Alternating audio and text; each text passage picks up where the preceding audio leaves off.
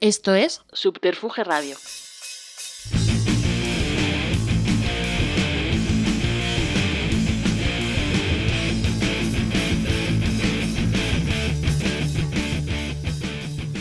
Bienvenidas y bienvenidos a Simpatía por la Industria Musical, el podcast donde apenas suena música, pero es de música de todo lo que se habla, emitiendo desde el estudio Alfonso Santisteban de la calle Almirante en Subterfuge Radio.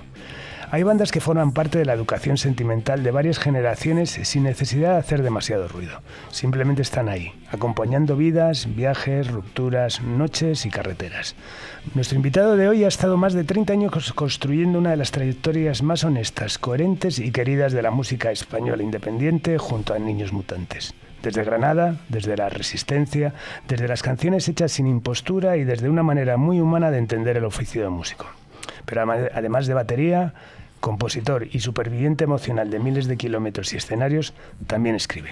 Y lo hace igual que toca, con sensibilidad, memoria, humor y verdad. Su último libro, Indiología, no solo es una mirada al universo indie, que no independiente. Es también una reflexión sobre el paso del tiempo, las escenas musicales, la amistad, las contradicciones y todo lo que dejamos atrás mientras seguimos intentando encontrar nuestro lugar. Hoy vamos a hablar de canciones, de literatura, de independencia y de vida.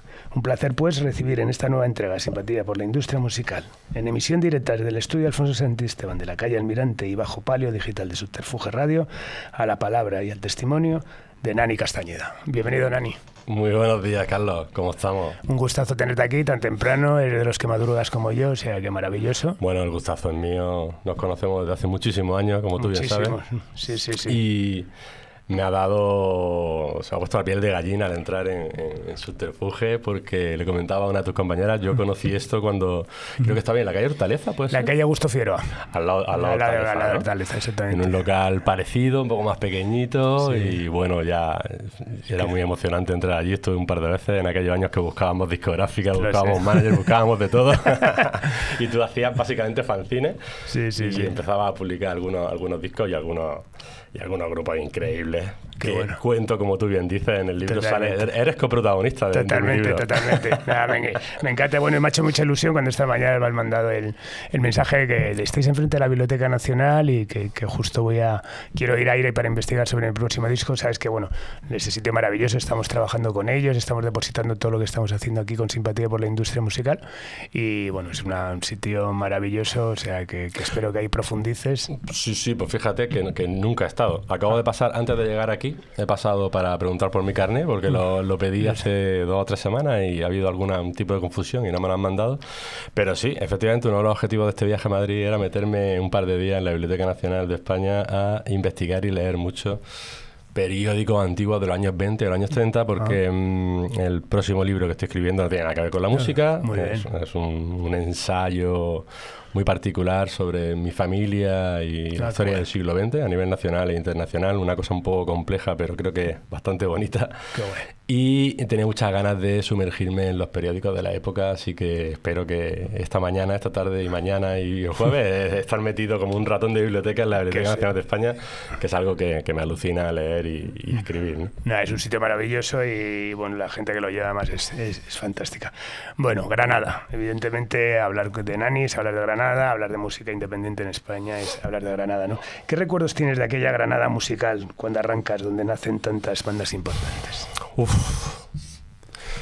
Sí, me han pasado muchos años, estamos ya con la cabeza regular, pero bueno, Granada era una ciudad, siempre lo ha sido, y en aquel momento era una ciudad muy, muy efervescente en el rock sobre todo, con grupos como KGB, Lagartija Nick, 091. En aquel momento se practicaba un rock y un punk rock bastante cercano al punk rock de grupos ingleses como The Clash, etcétera.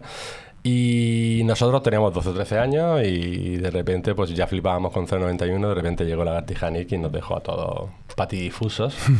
Y yo creo que ahí hubo una generación de músicos y de granadinos que querían tener todo una banda de rock, o muchos de los adolescentes queríamos tener una banda de rock.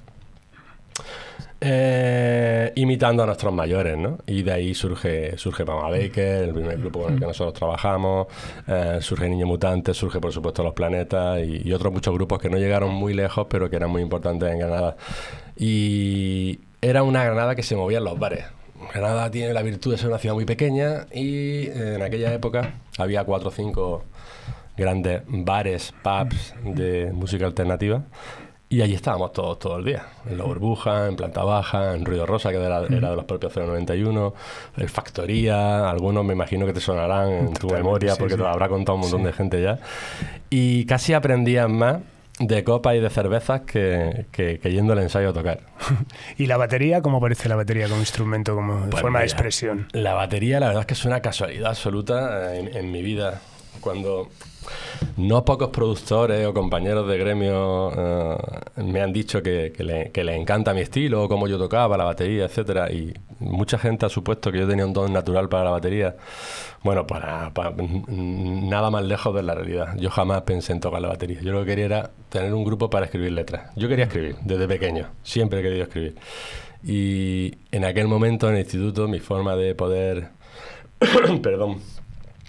sacar afuera esa inquietud mía por escribir era juntarme con los locos de la clase que estaban montando una banda y yo quería escribir textos para la banda, ¿no? Y estos locos ya tenían todos los instrumentos repartidos, uno era bajista, los otros eran guitarristas, había uno o dos buenos cantantes y con lo que nadie se atreviera con la batería. Entonces mi peaje para poder escribir letras fue ponerme a la batería y me puse a la batería con 14 o 15 años, empecé a tocar y creo que si mi estilo tiene algo gracioso o bonito es esa sobriedad de un tío que no sabe tocar la batería pero que lo ha intentado toda su vida asumiendo conceptos muy básicos de grupos que para nosotros han sido importantísimos como Pixies, Sonic Youth, Nirvana, baterías que no son muy complicadas pero que son muy efectivas, ¿no? Bueno, hemos hablado de la banda de Emma Baker, bueno, de esas primeras bandas, pero bueno, quizás Niños Mutantes, ese ha sido tu gran proyecto musical, ¿no? ¿Cómo nace Niños Mutantes y qué tenía de especial aquella unión? Pues mira, Niños Mutantes nace como una escisión de la banda de Emma Baker, como tú has comentado, que era nuestra primera banda, nuestra banda nodriza. Y ahí teníamos un elemento disonante, que era Juan Alberto Martínez, el cantante de Niños Mutantes, que era muy buen amigo nuestro, pero la banda se había formado antes de realmente ser muy amigos en el instituto con él. Y entonces él estaba siempre como un sexto Emma Baker, acompañándonos a todos, pero no tenía grupo, no tenía banda, era un tío con mucho talento, que tocaba ya bastante bien la guitarra y cantaba más o menos bien en aquel momento, y quería hacer canciones, pero no tenía banda. Con el tiempo, como estaba todo el día con los Emma Baker, Miguel y yo decidimos hacer una banda paralela con él. Y fundamos Niños Mutantes. Esto lo decidimos, además el otro día lo comentaba con Fernando Alfaro, que lo llevé a dar una conferencia a Granada. Lo montamos, el grupo, tras un concierto de Surfing Bichos en el Rey Chico de Granada, una sala mítica. A nosotros nos flipaba Surfing Bichos y en ese concierto fuimos los tres a ver a Surfing Bichos, no fueron los otros Emma Baker, y Miguel y yo y Juan Alberto nos conjuramos para hacer una banda inspirada en esas letras y en esa lírica de Surfing Bichos y de los grupos que nos encantaban en ese momento. Y empezamos a ensayar con Juan Alberto y esto se convirtió, en vez de en un entretenimiento, pues finalmente se convirtió en la banda que todo el mundo conoce y la banda que tuvo éxito. Y bueno, habéis construido una carrera larguísima, ¿no? Además desde la independencia, ¿no? Que aquí en esta casa conocemos bien. ¿Qué ha sido lo más difícil? Pues hay varias cosas más difíciles. Una de ellas podría ser tener la paciencia suficiente para creer en tu propio proyecto. Disco tras disco. Nosotros somos una banda que dio pasos pequeños, pero siempre hacia arriba. Y tienes que tener paciencia y buscarte la vida. Porque claro, nosotros hasta que en 2012, 2013 Niños Mutantes empieza a funcionar realmente bien y podemos, digamos, ganarnos la vida con la música, desde 1994, imagínate, tienes que buscarte la vida para poder trabajar y poder comer, ¿no? Y entonces, claro, creo que una de las cosas más difíciles de Niños Mutantes ha sido llegar a tener un éxito bastante importante, a la vez que todos manteníamos nuestros trabajos y nuestras familias. Somos gente, todos, con casados y con hijos, y fuimos siempre 4 proletarios del rock y del pop alternativo que trabajaban para poder permitirse seguir siendo pequeñas estrellas del rock, ¿no? Esto parece sencillo, pero no lo es, ¿eh? No lo es. Lo contrario, que es dejarlo todo por la música, es muy valiente, pero te libera en el sentido de que solo tienes que pensar en la música.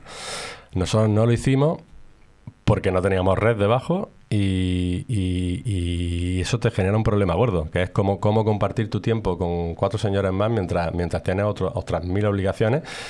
Y a veces una esquizofrenia intensa cuando te montas una furgoneta un viernes, lo dejas todo, haces de rockero durante 48 horas y vuelves el domingo por la tarde hecho polvo, cansado, con 1000 kilómetros a la espalda, y el lunes a las 8 de la mañana tienes que volver a trabajar y tienes que volver a llevar a los niños al cole, ¿no? Esa esquizofrenia mutante creo que ha sido una de las cosas más difíciles que hemos tenido los 4 que llevar para adelante. La conciliación, ¿no? La conciliación, efectivamente. Bueno, en el libro lo reflejas muy bien, ese momento de repente, bueno, pues que ya lo indie se constituye como tal, como una escena, con los festivales, con, bueno, pues al final una forma de entrar, ¿no? No de conseguirlo fácilmente, ni mucho menos, pero de entrar, ¿no? ¿Qué tenía de heroico mantener una banda a finales de los 90? Aunque ya existían esos primeros festivales, por supuesto el FIP, el Primavera, pero bueno, ¿qué tenía heroico mantener una banda en esos finales de los 90, principios de los 2000, antes de que la etiqueta indie se constituyese como tal? Pues básicamente que si no era Sexy Sadie, Dover o alguno de los grupos que habían petado, tu incertidumbre era absoluta. O sea... Pues los demás grupos que estábamos peleando por llegar un poquito más lejos, Niño Mutante, La Habitación Roja, los propios Sidoní, durante muchos años al principio, un montón de gente que ahora o que tuvo éxito o que ya se ha retirado o que sigue teniéndolo. Nosotros teníamos un abismo delante. O sea, lo normal era que fueras a Burgos y metieras 100 personas, ¿no? En una sala, y con eso prácticamente pagabas los gastos y volvías a casa y te repartías 50 euros para cada uno. O sea, era imposible mantenerse como músico. Así que yo creo que lo heroico era mantenerse, y creo que muchas bandas, habiendo tenido éxito o no habiéndolo tenido, muchas bandas de aquella época lo dejaron porque era insostenible. Pues estoy ahora mismo pensando en El Hombre Burbuja, por ejemplo, una de las bandas que más adoro de la primera época de la música alternativa, sí, y que nunca tuvo suerte. Sí, sí. Y mira Julio La Rosa dónde está ahora, sí, ¿no? sí, con varios premios Goya a su espalda, sí. Y es un compositor como la Copa de un Pino, pero mantenerse, tú lo sabes bien, has tenido muchos grupos que han tenido éxito y muchos otros grupos que no. Para los grupos que el éxito no llega rápido, es muy difícil. Sí, yo siempre digo que sobre todo una generación que aprendían buscaban casi más sobrevivir que triunfar, ¿no? O sea, ya simplemente el éxito era eso, ¿no? Poder salir cada fin de semana a tocar al Planta Baja de Granada, al Código de Barras de Almansa, al Planta Baja de Vigo, ¿no? Totalmente. O sea, para nosotros, en aquellos años, la verdad es que nosotros no pensábamos llegar mucho más lejos. Simplemente nos hacía felices montarnos en la furgoneta y, bueno, grabar discos, montarnos en la furgoneta, ir a tocar y vivir esas experiencias que vivíamos, ¿no? Si hubiéramos pensado en el éxito, yo creo que no hubiéramos tenido éxito nunca. Tampoco es bueno eso en la música. Bueno, depende, si tienes un talentazo de nacimiento y lo tienes claro y quieres llegar a una multinacional desde el primer día y tu objetivo en la vida es ser más famoso que nadie y vender más discos que nadie, puede que funcione. Pero desde la música alternativa, yo creo que si piensas en el éxito, te confundes. Y bueno, y vosotros tenéis la suerte, bueno, de ser de Granada, que al final Granada constituye a su alrededor también un ecosistema cultural más allá de las modas. Es decir, todos vivimos el Season Sound, pero no dejó de ser una cosa puntual, de 2-3 años, una serie de bandas y exclusivamente lo musical. Vosotros al final trasciende todo lo multidisciplinar en el mundo cultural, ¿no? Es importante, ¿no? Granada también a la impronta de Niños Mutantes y a la impronta de cualquier grupo que haya nacido allí, ¿no? Sí. Es súper importante. Efectivamente, Granada es una de las grandes canteras musicales de este país, en todos los sentidos, ¿eh? Porque también lo es en flamenco y también lo es ahora mismo en la música urbana. Los grandes artistas de la música urbana española ahora mismo son todos granadinos. Psycho, Lola Índigo, Jun Beef, De La Fuente. Sí. O sea, es increíble, ¿eh? O sea, llevamos como 50 o 60 años estando en la punta de lanza de la música española, y eso, claro, es una ciudad que te protege si quieres ser músico. Pero también es verdad que Granada tiene muy poca infraestructura, su industria musical es muy pequeña, muy frágil, todo se mueve en Madrid, en Barcelona, en Bilbao, y salir de Granada y poder abrir una puerta en Madrid o en Barcelona o en Valencia o en Bilbao es muy difícil para las bandas emergentes, los artistas emergentes granadinos. Así que es verdad que Granada es un gran colchón para cualquier artista, pero también es verdad que Granada es una ciudad muy pequeña, muy mal comunicada, con una industria musical muy deficiente, y tienes que tener mucha suerte para que alguien en Madrid confíe en ti. Lo que pasa es que esas puertas a veces se abren simplemente por decir un artista de Granada, ¿no? Así que esa es la fuerza de la ciudad. Totalmente. Totalmente. Bueno, volviendo a Niños Mutantes, y mira, volviendo ahora en tu condición de compositor también de letras, ¿qué importancia tiene el concepto de la fragilidad en vuestra música? Al final, las emociones están ahí muy presentes y siempre casi, ¿no? Muchas veces la pérdida de equilibrio, ¿no? ¿Qué importancia tiene la fragilidad? Bueno, es decir, para empezar, que la inmensa mayoría de las letras de Niños Mutantes son de Juan Alberto. Yo cuando escribía mucho más en Mamá Baker que en Niños Mutantes. Niños Mutantes era un grupo muchísimo más centrado en el talento compositivo de Juan Alberto, y yo tengo algunas letras, pero muy pocas, en realidad. Bueno, pero es un grupo democrático donde todo se habla. Cierto, siempre fue así. Siempre por lo menos es la sensación que hemos tenido desde fuera. No, es la pura realidad y no sé si esto abunda mucho, un pequeño secreto, pero siempre hemos compartido los derechos de autor prácticamente a pacha en Niños Mutantes, cosa muy generosa por parte de Juan Alberto, pero que también es verdad que refleja la manera de trabajar del grupo, ¿no? Que era súper participativa y bueno, pero de todas formas, como conozco muy bien a Juan Alberto, sí te puedo hablar de esto que tú comentas.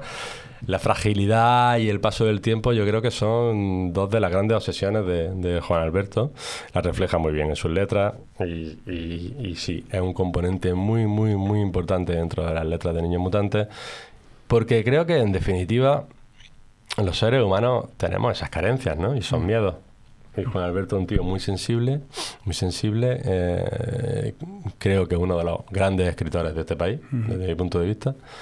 Y sí, él vive en esa dicotomía entre unos días se siente más fuerte, otros días se siente más frágil, y esa sensibilidad la traslada a sus letras una vez tras otra. Lleva haciéndolo 30 años, ahora está componiendo disco nuevo él en solitario, y seguro que sus letras también tienen esos grandes temas que a él le encantan. Bueno, no es que le encante, es que le obsesionan y le preocupan, ¿no? Y que las canciones te ayudan a entenderte, a entenderse claro, a por ti supuesto, mismo, ¿no? Él siempre ha dicho que en vez de pagarle a un psicólogo, a un psicoterapeuta, tenía una banda de rock y hacía canciones y letras, ¿no?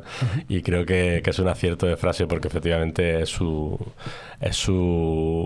autoanálisis personal. Escuchar a Niños Mutantes es escuchar a Juan Alberto y cómo piensa y qué le preocupa de la vida, ¿no?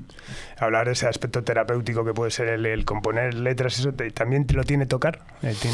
¿Para ti ha sido terapéutico poder salir de gira, tocar en condiciones mejores, peores? Sí, totalmente. A mí, sobre todo, para mí ha sido fundamental, y lo he hecho mucho de menos, es lo que me ha hecho de menos ahora mismo, componer. El proceso de composición a mí me ha gustado siempre muchísimo más que salir de gira, que grabar. Todo mola mucho, ¿no? Todo es muy guay, pero para mí el momento de estar con mis compañeros en el local de ensayo y que de la nada de repente saliera una canción nueva, o de un pequeño boceto que traía Juan Alberto a la guitarra o al piano, de repente montar todo, un primer boceto de la canción, con batería, bajo, teclado, coro, melodía. Ese milagro me parecía algo tan maravilloso que lo echo mucho de menos, por cómo te dejaba la cabeza, ¿no? Es un subidón emocional y adrenalínico tremendo. Y recuerdo 1000 veces tener esas primeras melodías, esos primeros puentes y armonías metidos en la cabeza durante 3 o 4 días, hasta que llega el siguiente ensayo, lo vuelves a intentar, te equivocas, no te acuerdas de nada, pero recuerdas cómo era, y al final todo eso va surgiendo, va saliendo. Ese proceso a mí me tenía totalmente enganchado. Droga dura absolutamente, y lo he hecho bastante de menos. Oye, ¿por qué este punto seguido, punto final en Niños Mutantes? Bueno, 30 años sí son nada. 30 años sí son nada. Creo que había ya cierto desgaste, tanto personal como musical, dentro de la banda. Unos estábamos más cansados y otros menos, otros se sentían más capaces de seguir, pero yo creo que coincidía nuestro 30 aniversario como banda en 2024. No sabíamos muy bien por dónde tirar. La pandemia nos hizo mucho daño a Mutantes y a muchos grupos, pero a nosotros personalmente nos hizo bastante daño. Nos costó mucho recuperarnos de la pandemia. Hicimos un nuevo disco y un nuevo, que en aquel momento no lo sabíamos, pero era el último disco de la banda. Y fue difícil salir de ahí, ponerse otra vez en gira, ponerse otra vez en carretera. La música había cambiado mucho, los festivales habían cambiado mucho de repente en 2 o 3 años. Y teníamos la alternativa de seguir peleando y luchando y componer un nuevo disco, que ya sería, no sé, no he perdido la cuenta, no sé si sería el 13º o el 12º. Son muchos años y muchos discos. Y algunos, bueno, porque me echo la culpa, porque de verdad que fui yo prácticamente el que lo propuso. Dije, vamos a ver, 2024 tenemos la opción de hacer una gira 30 aniversario como cualquier banda hace, ¿no? Y aprovechar así un poco ese rebufo, puede estar bien. Pero otra opción puede ser hacer la última gira de Niños Mutantes celebrando nuestro 30 aniversario y, digamos, irnos por la puerta grande, ¿no? Como un buen atleta, un buen futbolista o un buen tenista, ¿no? Yo creo que dejarlo arriba es mucho mejor que dejarlo abajo, y no sé si ese abajo iba a llegar o no, más tarde, más temprano, pero creo que había cansancio en general en la banda y que era mucho mejor disfrutar de una última temporada que intentar prolongar esa temporada 10 años más, ¿no? Porque tú también lo sabes bien, no suele salir bien eso. Ya habíamos cumplido nuestra etapa en la música, nuestro cometido en la música, yo creo, con 12 discos y 30 años de carrera, y era muy bonito irse por la puerta grande en una gira final a todo plan, y así lo hicimos. La verdad es que fue súper emocionante. Claro, llorábamos en cada concierto, pero fue realmente 2024 fue un año precioso para Niños Mutantes. Nos regalamos un último año de gira que para enmarcar, ¿no? Y creo que hicimos bien, que el cariño sigue ahí, que los oyentes siguen ahí y que nuestro público nos sigue queriendo mucho, y creo que todo el mundo, con tristeza, casi todo el mundo alabó nuestra forma de despedirnos de los escenarios. Totalmente, lo corroboro totalmente. ¿Y cuándo cuándo te empiezas a escribir? Pues mira, yo he intentado escribir siempre desde pequeñito. Lo que pasa es que me hice músico. O sea, yo era un chaval que quería ser escritor y también estudiar letras, que es lo que hice. Pero en vez de ponerme a escribir desde jovencito, tampoco tenía muy claro lo que quería escribir cuando era joven. Ahora sí lo tengo. En vez de escribir, resulta que hice una banda de rock y toda mi energía y mi talento creador lo volqué en Niños Mutantes y en Mama Baker durante 30 años. Entonces no tenía tiempo para escribir como digamos, para ponerme a escribir libros, ¿no? Hice un pequeño libro con Alejandro Díez hace mucho tiempo, en 2015, sobre una especie de memoria de la música y eso.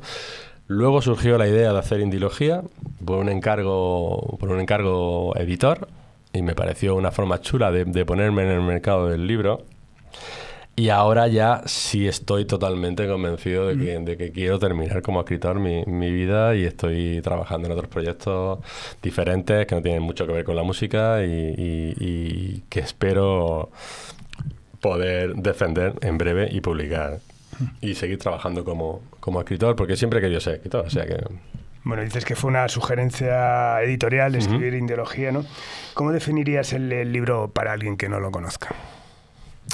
Y que no te conozca. Casi. Sí, bueno, yo creo que el subtítulo del libro es muy clarificador. Es una antología, no la antología. Personal. Una antología personal de lo que a mi parecer son los mejores discos y grupos de la música alternativa española desde el año 89-90 hasta paro en el año 2020. Creo que el último disco que menciono es de 2020, el de Annie B. Sweet y Los Estanques. Efectivamente fue un encargo de una editora granadina, que sigue siendo mi editora ahora mismo, que ella vio claro que yo podía contar esta historia a todo el que no la supiera, que parece que son bastantes personas, porque el libro va bastante bien, o sea que parece que la gente tiene ganas de leerlo, y hay mucha confusión entre lo que es indie, lo que no es indie, qué es la música alternativa y qué diferencia a grupos supermasivos de las fuentes de la música alternativa, ¿no? Porque se puede ser masivo y alternativo indie, o se puede ser masivo y para nada indie, ¿no? O sea que hay un lío ahí tremendo, y creo que alguien tenía que explicarlo, o por lo menos dar su visión, ¿no? Y efectivamente, pues Aguilar rápidamente se enamoró de la idea, leyeron unos primeros capítulos y bueno, al tener ese respaldo también de una gran editorial nacional, me tiré para adelante y decidí hacerlo y acabarlo. No quería escribir un coñazo de memorias porque no me gusta ese tipo de libro, y entonces lo planteé como, bueno, un libro que parece rápido, son portadas y discos y lo que yo te cuento sobre cada uno de los discos. Gracias a Dios tú y yo somos personas que podemos escribir ese libro porque hemos estado en todos lados, si no sería imposible escribir este libro, ¿no? Y el libro es verdad que parece ligero cuando tú lo abres y lo miras y dices, hostia, no, pues si cada capítulo tiene pocas palabras, ¿no? Pocos párrafos, ya. Lo que pasa es que es un libro que te obliga a parar. Cada uno de los capítulos, si quieres leerlo bien, deberías de escuchar el disco que te estamos proponiendo, ¿no? Y la verdad es que por lo que me escriben los lectores, funciona siempre y cuando tengas ganas de escuchar y saber de música, ¿no? Que es para lo que se escriben los libros de música, ¿no? Para saber más de música. Yo te diré, bueno, si mi manual de lectura de este libro sería como lo he hecho yo, que creo que pues al final cogía un día y leía 2, un día leía 3, un día leía 1, ¿no? No es un libro para sentarte y leer, pero de tirón. Porque sí que es verdad, está muy bien contextualizado cada uno de ellos. Al final te lo decía, pues es una antología personal. Yo igual hubiese hecho, bueno, yo creo que al final un 70% hubiésemos coincidido, pero eso es lo bonito de todo. O sea, sería horrible que todo el mundo... es más los mismos. Ahora últimamente me encanta cuando salen las listas de los 100 discos punk de la historia, que me encanta que los 20 primeros, todo el mundo coincide en los 20 primeros, o sea, en el 1, 2, 3, tal. Pero bueno, sí que en este caso es una visión personal, pero bueno, es muy recomendable. Es mucho más fácil coincidir en los primeros de algo que en los últimos, porque claro, porque el camino se va abriendo, ¿no? Pero estoy de acuerdo contigo, seguro que tú hubieras puesto 5, 6, 7 bandas más o menos, o alguna de las que están no las habrías puesto, pero bueno, es la visión de Nani, y creo que, como tú dices, en un 70-80% son discos que todos coincidimos que son tremendos, que son muy buenos y que marcan hitos dentro de nuestro gremio, ¿no? No, y bueno, además que hablas de muchos discos de bandas, pero hay mucho de autobiográfico también, ¿no? Al final hay muchas veces que hablas, tu reflexión es una reflexión personal muy asociada a tu condición de músico, de fan de la música, ¿no? Sí, yo insistí mucho a la editorial en una cosa, y era que el libro tenía que tener nota al pie. Porque yo en realidad estaba escribiendo 2 libros. Un libro es el libro formal sobre los grupos y discos que yo te propongo y cómo son esos discos, a qué suenan, etcétera, ¿no? Lo que voy contando en cada disco, que creo que hay argumentos, no solo mi opinión, sino que voy contextualizando los discos, a qué sonaban, qué referencias tenían, de dónde venían esos chavales de Gijón, esos chavales de Valencia, etcétera, ¿no? Y luego en las notas al pie es donde voy contando mis experiencias contigo, con el otro, con este manager, con aquel músico. Claro, he conocido a casi todos los protagonistas del libro y voy contando 2 cosas, son 2 ríos, ¿no? El libro. Uno es el libro como antología musical y otro es mi vida en la música durante esos 30-35 años que hemos estado en carretera apoyando cada una de las historias de cada disco. ¿Y te has sentido más libre escribiendo un libro que cuando escribías letras para canciones, cuando al final es otra forma de expresión? ¿Y te sientes más libre escribiendo literatura que canciones? Me siento feliz en el sentido de poder hacer proyectos totalmente personales en los que no tengo que compartir las decisiones con otros 3 amigos, con otras 3 personas, ¿no? Esto ha sido muy, muy, muy liberador para mí.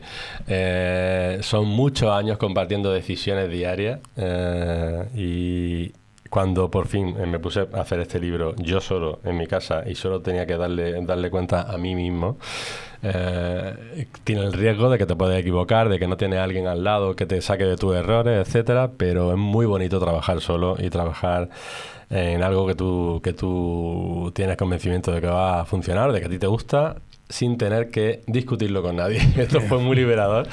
Y ahora en el nuevo libro que estoy escribiendo también noto eso, ¿no? Que me emociono yo mismo y no tengo que dar demasiadas explicaciones y me gusta trabajar solo. Uh-huh. ¿Y crees, ya sé que sea muy arrogante si dices que sí, crees que la cultura independiente española necesitaba un libro así? Yo creo que sí, porque creo que al final visibilizar el trabajo de pues muchas bandas que han salido desde páramos complicados, ¿no? Como al final ha sido la música independiente alternativa en este país, que bueno, hemos tenido emisoras como Radio 3, pero nos ha costado mucho entrar en otras. ¿Crees que al final, bueno, más que necesario es eso, es reivindicar, visibilizar una forma de de ver y de vivir la música? Mira, yo no sé si yo he acertado o no con el libro, eso tienen que decirlo los lectores y los que estáis ahí detrás con él, ¿no? Pero sí creo que es importante, por un lado, explicarle a un público masivo que ha llenado y que sigue llenando festivales de 60, 80, 90.000 personas, que donde hoy en día está muy desdibujado qué es esto de la independencia, qué es esto de la música alternativa, explicarles de dónde viene cuando tú escuchas a Izal o a Dora Siloé, que sepas que eso viene de algo, ¿no? Que eso no es la independencia. No digo que ellos no sean independientes, lo que quiero decir es que la independencia no nace ahí, no nace en Mad Cool. Nace muchísimo antes, 30 años antes, de una manera, con unos grupos, con una escena específica española, ¿no? Esto creo que es algo que hacía falta contar. Y por otra parte, me parece muy importante que alguien reconociera y alabara a muchas de las bandas que han desarrollado este gremio, y que creo que en general el libro es un homenaje a un montón de artistas y de bandas que han hecho un camino muy grande para que hoy en día la industria musical española sea muy grande. La industria musical a la que tú te dedicas en tu podcast es muy grande, muy amplia, está llena de grandes empresas, grandes multinacionales, pero es que de repente, como contamos ahí, ¿no? Llevamos 15 años con festivales enormes que han llenado miles y miles y miles de seguidores y de fans con chavales de barrio y sin un solo grupo extranjero en esos carteles. Ahora empieza otra vez a dibujarse, a mezclarse todo. Pero entre 2008 y 2018 casi todos los festivales se movían solo con grupos españoles, ¿no? Sí. Hablando de esa industria, ¿qué cosas de la industria actual te desconciertan más? De la industria actual me desconcierta todo. No sé, es tan difícil todo. Se suponía que las plataformas digitales, que Internet, que los grandes festivales iban a democratizar la música, pero yo creo que ahora es casi más difícil que nunca, ¿no? Porque hay tanta información, tantas bandas, tantas publicaciones, tanta música en Bandcamp, en Spotify y tantos lanzamientos semanales, que es casi imposible estar al día y discriminar qué es lo bonito y qué no. O sea, yo acabo de ver, viniendo para tu oficina, acabo de ver los carteles del Festival de Vitoria-Gasteiz, la RF, que no sé cómo son las... El Azkena Rock. Y no conocía ninguna banda. Yeah. O sea, directamente. Y me imagino que van a meter a 40.000, ¿no? 40.000 personas. Pues creo que conocía una de 20. O sea, no tengo ni puñetera idea de quién son todas esas bandas que van a la Azkena Rock. Es bastante triste, pero yo hubo un momento que conocía a casi todo el mundo. ¿Crees que por eso es eso que te iba a preguntar, ¿no? Que hemos ganado y perdido con las redes sociales y las plataformas? Yo creo que bueno, lo has definido bien, ¿no? Al final es tantísima información que es muy difícil focalizar, ¿no? Y visibilizar cosas que te puedan gustar, porque es absolutamente inviable, ¿no? Si te refieres en la música, ¿no? Porque totalmente, sí, o humanamente, porque humanamente las redes sociales, si las prohibiéramos no pasaba nada. Totalmente. Madre mía, es un desastre. A ver, en la música siempre ha habido prescriptores, ¿no? Periodistas o manager que han sabido discriminar entre la multitud. Pero claro, cuando la multitud para ti hace 30 años eran 200 paquetes de correo, ¿no? Exacto. Que ya es una burrada. Sí. Tenía un mes, pues eso, 200 envíos de maquetas. Pero es que hoy en día, Carlos, ¿cuántos puedes tener digitalmente y en Spotify y gente? O sea, es innumerable, ¿no? Sí. Lo que no sé es cómo hacéis ahora te pregunto yo a ti, ¿cómo hacéis para encontrar esos nuevos talentos? ¿Casualidades? Pues, ¿mensajes privados? Totalmente. Bueno, yo al final siempre digo lo mismo, yo tengo una capacidad de criba, ¿no? Entonces cuando me llegan muchas cosas de entrada... miro las influencias, entonces ya con eso descarto. Los nombres también es importante para descartarlo, pero ya eso ya menos, porque luego ha habido grupos con nombres espantosos, no voy a decir quién, que al final han salido adelante, ¿no? Y eso, pero bueno, siempre hay una criba tal, pero sí que es absolutamente inviable. Al final, bueno, ahora también cuando algo saca la cabeza, esa viralización, ¿no? Pues al final te llega, y bueno, estar en la primera línea del frente como quiero e intento estar, bueno, pues al final es estar cerca también de por donde llegan los tiros, ¿no? Sí. Pero claro, te estás perdiendo un montón de cosas que no conoces. Pero es imposible, ni es tu objetivo, no escucharlo todo. Exactamente, sí, ni podría tenerlo todo, ¿sabes? O sea, es imposible. Bueno, ¿sigue siendo posible construir carreras honestas y sostenibles? Claro que sí. De hecho, debe ser siempre una exigencia, ¿no? Yo creo que hay un montón de chavales ahora mismo, una generación nueva española, entre la gente que está teniendo cierto éxito, sacando la cabeza, ahí sí estoy muy puesto, ¿no? Yo creo que Depresión Sonora, Alcalá Norte, Chego, Repion, Camellos, Medalla, o sea, hay un montón de Biznaga, hay un montón de gente haciendo una música que a mí me parece súper bonita. No que me parezca súper bonita, me fascina la actitud compositiva que tienen, las nuevas visiones de la música, y bueno, me hace mucha gracia una cosa. De repente, la generación que nosotros empezamos en la música alternativa, el punk para nosotros era una cosa muy vieja, ¿no? Nadie estaba interesado en hacer punk. Todos veníamos del noise pop y del grunge, y el punk como tal, ¿no? Con esos ritmos y esas hechuras clásicas no nos interesaba nada. Y ahora de repente casi todos los grupos que están petando se dedican al punk, ¿no? Sí. Por ejemplo, ese rollo de Niña Polaca también, se me ha olvidado, ¿no? Sí. Pues ese rollo que comparten un montón de grupos ahora mismo, donde quizá la punta de lanza fue Carolina Durante, pero yo creo que antes que ellos ya estaban Novedades Carmiña. Esa nueva oleada de músicos alternativos basados en el punk es muy curiosa. O sea, han cambiado totalmente nuestras bases, pero están ahí y creo que están haciendo unas carreras honestas. Ahora, también es verdad que hay querencia por la velocidad, ¿no? Que digamos que el indie se ha profesionalizado y a veces no tan bien como debería. Primero está el talento y la capacidad de aguante, como comentábamos al principio de la entrevista. Que tengas claro que lo más importante son tus discos, tu música, y hacer ese camino de los primeros 10 años. Eso es más importante que Instagram y que ser cabeza de cartel en el segundo año en Benicassim, ¿no? O sea, no se te puede ir la olla con eso. Y creo que es verdad que hay un poco de ansiedad entre las nuevas generaciones por ser todos ya artistas desde el minuto 1, ¿no? Totalmente. Estrellas, quiero decir, sí, ¿no? Estrellas, ¿no? Sí. Y no es buena la prisa. Creo que veo demasiada ansiedad. Estaría bien trabajar esas carreras poco a poco. Esto es como cuando un futbolista de 16 años se empeñan en ponerlo en el Real Madrid, ¿no? O en el Atlético de Madrid. Pues, hostia, es que tiene 16 años, espérate. Tiene que llegar a los 20 como mínimo. Todavía juvenil, no te lo cargues, ¿no? En la primera plantilla. Pues eso, ¿no? Está todo el mundo obsesionado con ser una estrella del pop y del rock desde los 19, 20 años. Y no es fácil eso, ¿eh? Y esa ansiedad luego yo creo que pesa demasiado. Totalmente. Bueno, y ahora África. Joder, lo de África es una cosa curiosísima que poca gente sabe. Bueno, cada vez lo sabe más gente, pero en fin. La verdad es que llevo muchos años viajando y viviendo en África porque mi mujer es especialista en cooperación internacional. Hemos vivido en Níger, en Mali y ahora estamos en Camerún. Y hay una anécdota curiosísima con la música, y es que hay un festival bastante famoso que organiza AECID con el Ministerio de Exteriores, que se llama Hola Bamako. Y Hola Bamako, que ahora ya es un hola en 5 países diferentes de África, uno de ellos en Camerún.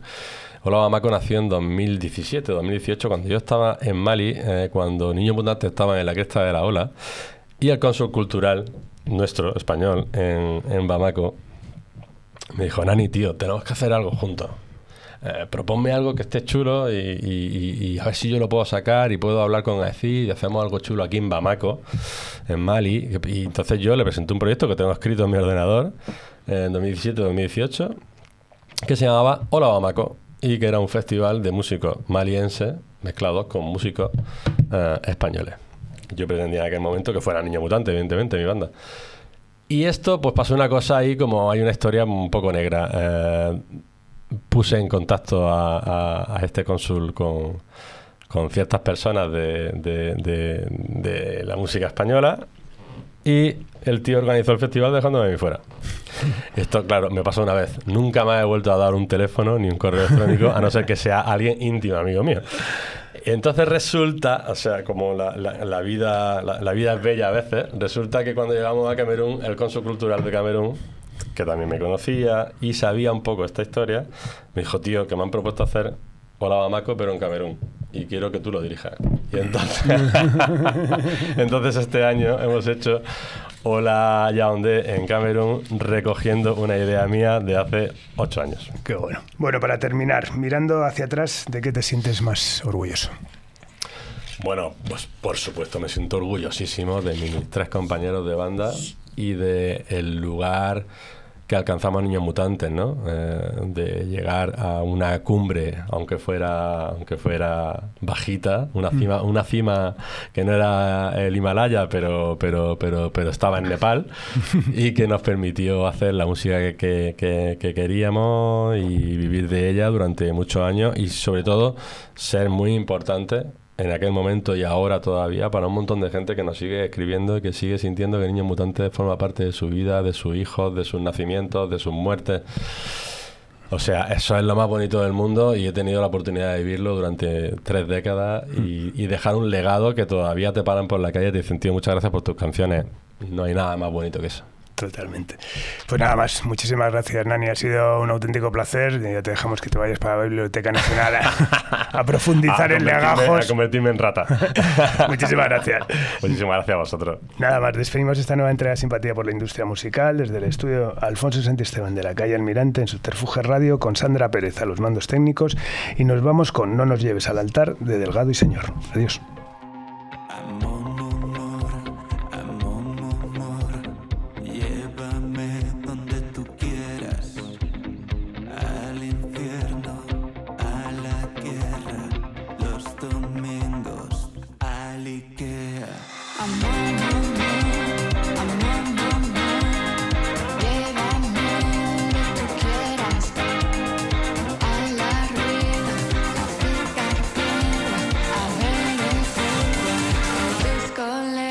Pero no me